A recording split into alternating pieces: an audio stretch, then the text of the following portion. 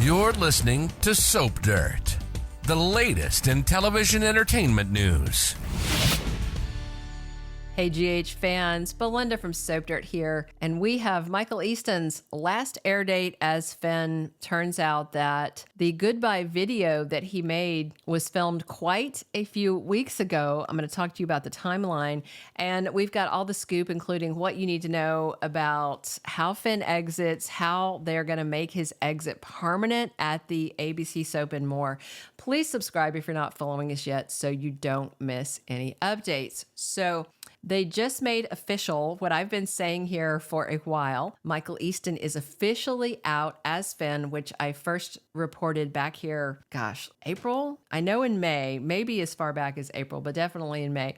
His contract was up in March, as I said, but they still had him working, taping some scenes for his exit arc, and now it has happened. And if you haven't seen Michael Easton's goodbye video, it's very classy. I'll show it to you at the end of this video, so stick around to the end. So Finn's latest descent into addiction started even before his father Gregory died. You know, the initial trigger, if you remember, was that glass of champagne during the toast at his brother Chase's wedding to BLQ. It was an accident, but it feels almost like it set the stage for him to start boozing while grieving. And of course, that one sip came less than a full day before he found out his dad Gregory died peacefully in his sleep after the wedding. And from there, you know, you all saw Finn started spiraling into booze, and he was trying to make this lame excuse that his past addiction was drugs, not alcohol, so it's cool that he's getting drunk. But really, my gosh, if my father had ALS, I would think that I would be grateful that he passed that way rather than struggling for every breath and coping with the horrors of the end stage of that disease. I'm dealing with a sick person in the family now that has a lingering disease, and if they passed in their sleep, it would be a relief, I think, for them, for the family, rather than watching someone in pain and struggling. Nonetheless, and even though he's a doctor and he knows that that is a better outcome, you know, rather than struggling for every last breath, he started spiraling.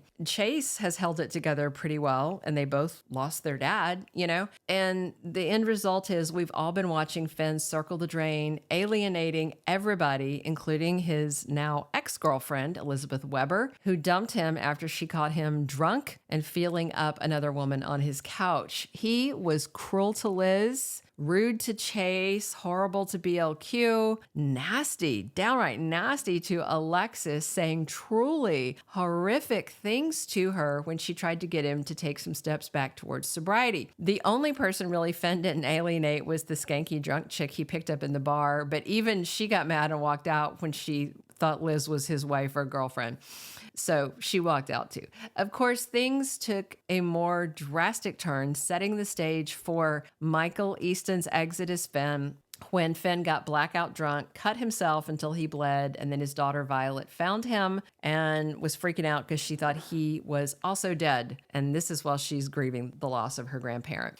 Even after all that, though, Finn was still belligerent with Tracy Quartermaine and refused rehab. Now, though, faced with the loss of custody of his daughter, Finn finally relented, and he is heading to rehab this week. Remember, Tracy said the stay was for a minimum of 90 days, but the soap can't leave him there indefinitely. It seems like they'd have to explain his absence, you know, with a mention about his fate off screen, right?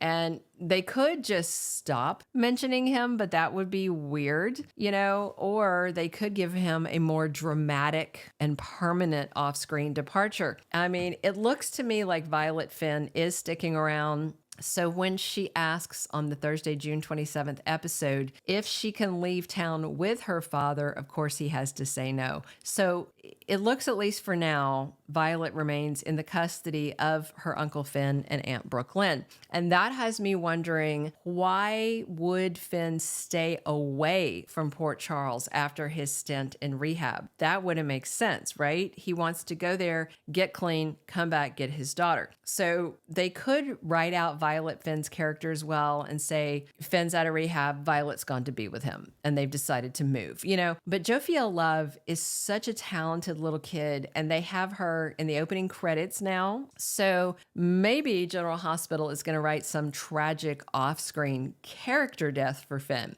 I mean, honestly, it wouldn't be the first or only time they have killed one of the characters Michael Easton played. Caleb Morley was the vampire Michael Easton played on the GH primetime spinoff Port Charles. He was staked through the heart by Kelly Monaco's character Livy Locke. And then they had Michael Easton over on daytime GH as his One Life to Live character, John McBain, but they had to write him out because of the Prospect Park lawsuit.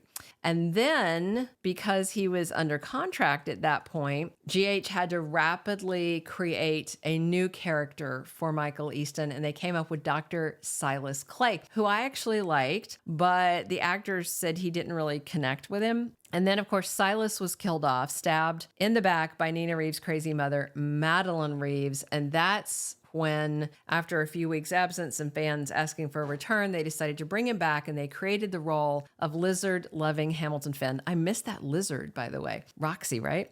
And they brought Michael Easton in for his fourth role. That was his fourth role with General Hospital and its associated properties, if you count Port Charles. And now Michael Easton is leaving, and I just wonder if them cutting him from the cast was to free up funds in the budget to pay for Jonathan Jackson's return as Lucky Spencer. Don't attack me for saying that. There is a fixed budget on the show for talent. They can't afford to bring in someone new unless they cut costs somewhere else, which means somebody comes in that's a big price tag, somebody's got to go. They can afford to bring in somebody cheap or short term, but if it's a big long-term return, which John Jackson's return is supposed to be a long run, they had to find room in the budget. And when there's another actor gone, you can kind of do the math on that. I'm not saying it's any actor's fault. This is a production level decision. I'm just saying maybe that's where they found the money for it. Maybe they're going to use fewer sets, and that's where they found the money for it. We don't know.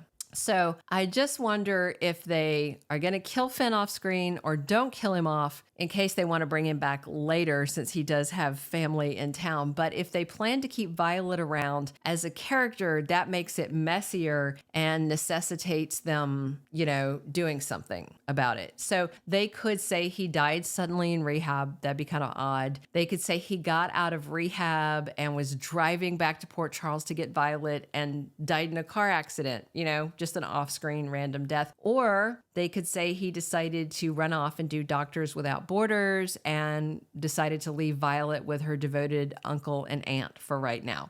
So we'll see how it goes. But Michael Easton's final air date is Thursday, June 27th, the same day we are publishing this video. So look for him to exit Port Charles, head off to rehab for what's supposed to be at least 3 months. But as far as we know, he's not coming back. He is off contract. He did the big exit, all that. And, we'll see. But one more moment, and I'm about to show you his goodbye video so you can see it. I thought it was very, very well done.